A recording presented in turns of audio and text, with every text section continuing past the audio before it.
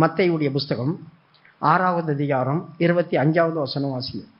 ஆகையால் எண்ணத்தை உண்போம், எண்ணத்தை குடிப்போம் என்று உங்கள் ஜீவனுக்காகவும், எண்ணத்தை உடுப்போம் என்று உங்கள் சரீரத்துக்காகவும். கவலை எதுக்கு வரும் அதிகமா மனுஷனுக்கு? எண்ணத்தை உண்போம், நாளைக்கு என்ன சாப்பிடலாம், கறி வாங்கி மீன் வாங்கி, ஆனா சாம்பார், பருப்பு என்றால் வெறுப்பு, ரசம் என்றால் விஷம், கறி என்றால் வெறி. அப்படி சொல்லிட்டு சாப்பாட்டுக்காக கவலைப்பட்டு செத்துருவோம் நம்ம. எண்ணத்தை உண்போம், எது கிடைச்சாலும் சோத்திரம் பண்ணி உண்போம் அப்படின்னு நம்மளுக்கு வாயில வருதா? எது கிடைச்சாலும் சோத்திரம் பண்ணி உண்போம், இதுதான் எனக்கு கிடைக்கணும்னு கேட்போம். ஆகவே எண்ணத்தை உண்போம், எண்ணத்தை குடிப்போம் என்று நீங்க ஏன் கவலைப்படுறீங்க? கர்த்தர் பாருங்க, ஆகாயத்து பறவைகளை கவனித்து பாருங்க, அவைகள் எதுக்காவது கவலைப்பட்டிருக்கா?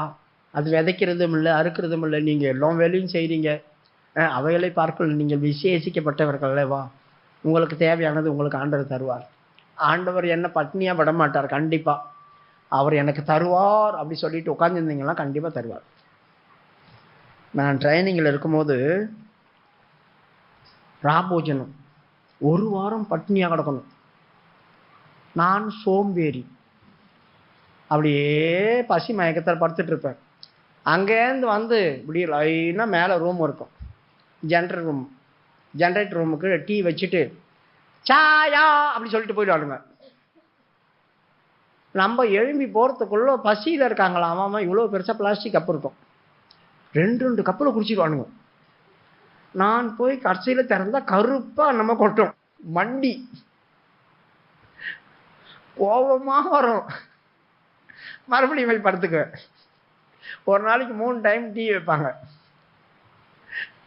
நான் போய் இருந்ததுல மாற்ற கொடுத்தா, நீ சீக்கிரமா இறங்கி வரணும், உன்னை தூக்கிட்டு வந்து அப்படி வச்சு டீ ஊற்றி வாயில் ஊற்றுவாங்களா? சரி என்ன பண்றது, பசியில் கவனம் போய் படுத்துக்கிறோம். 4 மணி ப்ரைசிங், எல்லாரும் எழும்புறாங்க. எழும்புனா தலை சுத்துது, என்ன பண்றதுன்னே தெரியல. ஆண்டவரே, கேவி பால் அப்படின்னு ஒரு பாஸ்டர் இருந்தார். அவர் ஊழியத்துக்கு வந்தபோது பசி மயக்கத்தில் இருந்தாராம். அவருக்கு ஆண்டவர் ஒரு நாள் சொப்பனத்தில் பிரியாணி கொடுத்தாராம், எழும்பி சாப்பிடு அப்படி சொல்லி. பிரியாணி எழும்பி சாப்பிட்டாராம். சாப்பிட்ட உடனே பசி மயக்கெல்லாம் போயிடுச்சான். அப்படி சொல்லி ஒரு பிரசங்கத்தில் நான் கேட்டிருந்தேன்.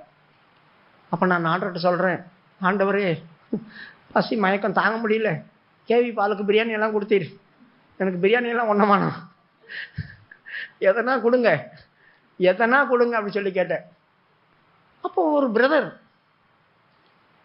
அந்த கேப்பம்மா கூழ், அதில் பால் ஊற்றி சர்க்கரை போட்டு அப்படி இருக்கும் கேப்பங்கூழ், அதை எடுத்துன்னு வந்து புருஷத்து இந்தான்னு இவ்வளோ பெரிய கப்பில் கொடுத்தாரு. மடக்குன்னு குடிச்சிட்டு கப்பை வச்சேன். எழும்பி சர்ச்சையை போட்டு பார்த்தா கப்பம் காணும். கனவுல தான் குடிச்ச போல இருக்கு.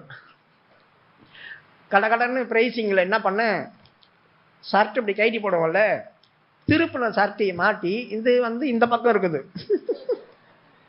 இது இந்த பக்கம் இருக்குது, திருப்பி போட்டுன்னு போய் உட்காந்துக்கிறேன் பிரைசிங்கில். சோத்திரம்னு மற்ற பிரதெல்லாம் இப்போ திருப்பி போட்டுன்னு வந்து உட்காந்துன்னு சோத்திரமா உனக்கு அப்படின்னு. அப்புறம் தான் பார்த்தா, ஓ இது பின்னால் இருக்குது. நான் தெம்பா வந்த சோத்திரம் மாட்டேன்.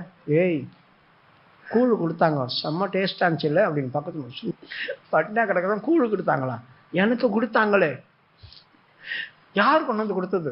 ஒரு பிரதர் வந்து கொடுத்தாரு, யாருன்னே தெரியாது, நான் பார்த்தது இல்லை. நான் ஒரு பிரதர் வந்து கொடுத்தாரு அப்படி சொல்கிறேன். பிரியமானவர்களே, நான் அதை சொப்பனத்தில் தான் குடித்தேன்னு நினைக்கிறேன். ஒரிஜினலாக குடித்த மாதிரி இருந்துச்சு. ஆனால் 4 மணி ப்ரைசிங் முடிச்சுட்டு பைபிள் படிப்பாங்க உட்காந்துட்டு ஒரு 10 நிமிஷம். அப்போ கூட அந்த டேஸ்ட் இருந்துச்சு எனக்கு. அதான் எனக்கு நம்ப முடியல. கொடுத்தாங்க, நான் குடித்தேன் அப்படி சொல்கிறேன். எல்லாம் என்னை முறைச்சி பார்க்குறானுங்க. உனக்கு இந்த 4 மணிக்கு உனக்கு கேப்பங்குழு கொடுக்குறாங்களா அப்படி சொல்கிறாங்க. யோசித்து பாருங்க. அதுக்கப்புறமா அந்த 2 நாள் எனக்கு பசியும் எடுக்கல, ஒன்றும் எடுக்கல, ராபோஜின வரைக்கும். அப்போ அதுக்கு முன்னெல்லாம் மயக்கத்தில் இருந்தேன். சரியாய் நம்ம ஆண்டவர் சமூகத்துல கேட்டோம், துக்கப்பட்டோம், கவலைப்பட்டோம்னா ஆண்டவர் எந்த வகையிலையாவது உன்னை போஷிப்பார். ஏன் சாப்பாட்டுக்கும் குடிக்கும் கவலைப்படணும்? அதுக்காக நீங்க கவலைப்படாதீங்க.